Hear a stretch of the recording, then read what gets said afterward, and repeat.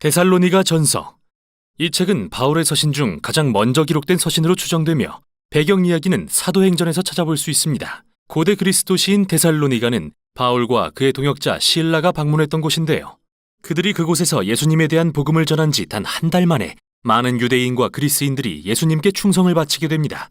그래서 그들은 이곳에 최초의 교회 공동체를 개척하게 되었죠. 그런데 문제가 발생했습니다. 바울이 부활하신 예수님을 세상의 진정한 주로 선포하자 의심을 사게 된 것인데요.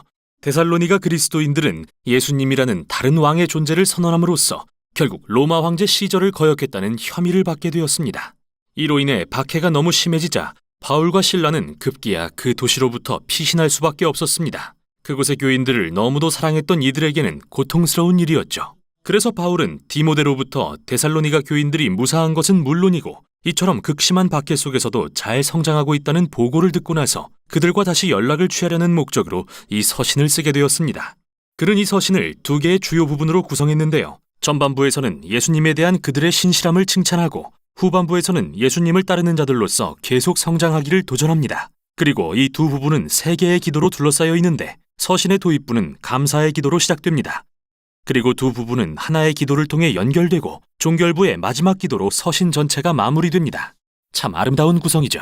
바울은 데살로니가 교인들이 박해에도 불구하고 보인 믿음과 사랑의 수고와 예수님에 대한 소망으로 인해 하나님께 감사드리며 기뻐합니다. 이어서 그는 우상 숭배자여 다신론자였던 그들이 회심한 이야기를 꺼냅니다. 그들의 문화에는 그리스와 로마 신들을 숭배하는 제도와 관습이 삶의 모든 영역에 속속들이 침투해 있었는데요. 바울은 그들이 어떻게 우상들을 버리고 돌아와서 살아계신 참 하나님을 섬기며 이제는 하나님의 아들이 하늘로부터 오실 것을 기다리고 있는지 이야기합니다. 데살로니가 같은 도시에서 창조주이신 이스라엘의 하나님과 왕이신 예수님께 충성하기로 결심하는 것은 이웃으로부터의 소외와 가족의 적대라는 대가를 요구했습니다. 하지만 데살로니가 교인들은 그들을 위해 죽으신 예수님의 놀라운 사랑과 재림에 대한 소망이 그 모든 걸 가치 있게 한다고 믿었죠. 그 후 바울은 데살로니가에서 벌인 사역과 그곳 사람들과 쌓았던 아름다운 우애를 회고하면서 정말 친밀한 은유적 표현을 사용합니다. 그들은 그를 마치 자녀처럼 대했고 그는 그들에게 마치 어머니요 또한 아버지와 같았다고 말이죠. 그는 우리가 하나님의 복음은 물론 우리의 생명까지도 여러분에게 주기를 기뻐한 것은 여러분을 이토록 사랑하기 때문이라고 말하는데요. 여기서 바울은 우리에게 그리스도인 리더십의 본질은 힘과 영향력을 갖는 게 아니라 건강한 인간관계와 겸손한 사랑의 섬김이라는 것을 상기시킵니다. 그는 그들에게 자신이 한 번도 돈을 요구한 적이 없으며 오직 예수님의 이름으로 사랑하고 섬겼다는 것을 기억하라고 합니다. 이어서 바울은 그들이 받는 같은 핍박에 대해 곰곰이 생각합니다. 예수님이 그분의 동족에게 거절받고 죽임당하신 것처럼 지금 바울은 자기 동족 유대인들의 박해에 데살로니가 교인들은 그들의 동족 그리스인들의 적대에 직면하고 있는데요. 바울은 그들이 함께 받는 이 고난이 예수님의 생애와 죽음의 이야기에 동참하는 방법이라는 사실을 알므로써 특별한 위안을 얻게 합니다. 그 후 바울은 데살로니가 교인들이 그와 실라가 피신한 뒤 겪었던 역경에 대해 듣고 나서 고뇌했던 자신의 마음을 나눕니다. 그래서 그는 그들을 지원하고 안부를 확인하기 위해 디모데를 보냈고 돌아온 디모데는 그들이 강건하게 견디고 있다는 기쁜 소식을 전했습니다. 그들은 예수님께 신실했고 하나님과 이웃을 향한 사랑이 가득했으며 바울이 그들을 그리워하는 만큼 그를 간절히 보고 싶어 했죠.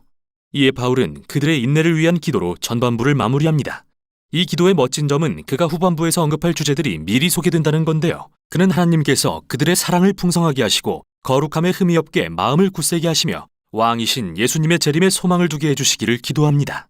서신의 후반부를 시작하면서 바울은 그들에게 예수님의 가르침에 일치하는 삶을 살라고 권면합니다. 이 말은 무엇보다도 진지하게 거룩함과 성적 순결에 힘쓰라는 의미인데요.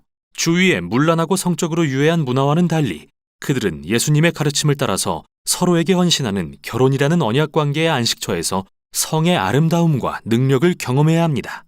하나님은 성적인 죄악을 심각하게 여기시며 바울은 그것은 사람들과 그들의 존엄성을 더럽히고 파괴한다고 말하죠. 또한 예수님을 따른다는 것은 다른 사람을 사랑하고 섬기는 헌신을 의미합니다. 바울은 그리스도인은 그 도시에서 정말 열심히 일하는 믿음직한 사람으로 알려져야 한다고 가르치는데요. 이는 단지 돈을 버는 게 아니라 자신의 필요를 채우고 필요에 처한 사람들에게도 너그럽게 베풀 수 있도록 재원을 갖추라는 말입니다. 이후 바울은 데살로니가 교인들이 예수님의 재림에 대한 미래의 소망과 관련해 제기했던 여러 질문에 대해 다룹니다. 최근에 데살로니가 교회의 그리스도인 중 몇 명이 아마도 순교를 당해 죽은 것 같습니다. 그래서 친구들과 가족들이 예수님의 재림 때 그들이 어떻게 되는지 궁금해했죠. 그러자 바울은 상실과 슬픔은 존재하지만 죽음조차 그리스도인들을 예수님의 사랑에서 떼어놓을 수 없다는 것을 분명히 합니다. 그분이 왕으로 다시 오실 때 산 사람과 죽은 사람 모두를 그분께로 부르실 것입니다. 바울은 여기서 아주 멋진 이미지를 사용합니다. 당시 로마에 속한 어떤 도시에 황제가 방문하게 되면 그 도시의 사절단이 나와 황제의 도착을 환영했는데 바울은 일반적으로 이를 묘사하는 단어를 써서 왕이신 예수님의 재림에 적용합니다. 예수님 역시 그분의 백성으로 구성된 사절단의 환영을 받으며 오실 것입니다. 그들은 공중에서 주님을 영접해 이 땅으로 호위할 것이며 그분은 이곳에 정의와 평화의 하나님 나라를 세우실 것입니다. 이제 바울은 바로 이 소망이 예수님을 향한 데살로니가 교인들의 신실함의 동기가 되기를 바랍니다. 그래서 그는 황제가 평화와 안보를 제공한다는 저 유명한 로마의 정치적 선전을 조롱합니다. 당연히 로마의 평화란 폭력, 적들의 노예화, 그리고 군사적 점령이라는 방법을 통해 오는 것이었는데요. 바울은 언젠가 예수님이 왕으로 다시 오시는 날 이러한 불의를 대적하실 거라고 경고합니다. 왕이신 예수님을 따르는 자들은 미래의 그날이 이미 여기 임한 것처럼 현재를 살아야 합니다. 인간의 악이 밤처럼 에워싸고 있을지라도 하나님 나라의 빛이 하늘에서와 같이 이 땅에 동트고 있으니 그들은 정신을 차리고 깨어 있어야 합니다. 바울은 서신을 시작할 때처럼 하나님께서 그들의 삶을 거룩하게 물들이시고 왕이신 예수님이 다시 오실 때까지 구별하여 온전히 헌신되고 흠이 없게 지켜주시기를 소망하는 기도로 이 모든 권면을 마무리합니다. 데살로니가 전서는 맨 처음부터 우리에게 예수님을 왕으로 따르는 것은 진정으로 문화에 역행하는, 즉 거룩한 삶의 방식을 낳는다는 사실을 상기시킵니다.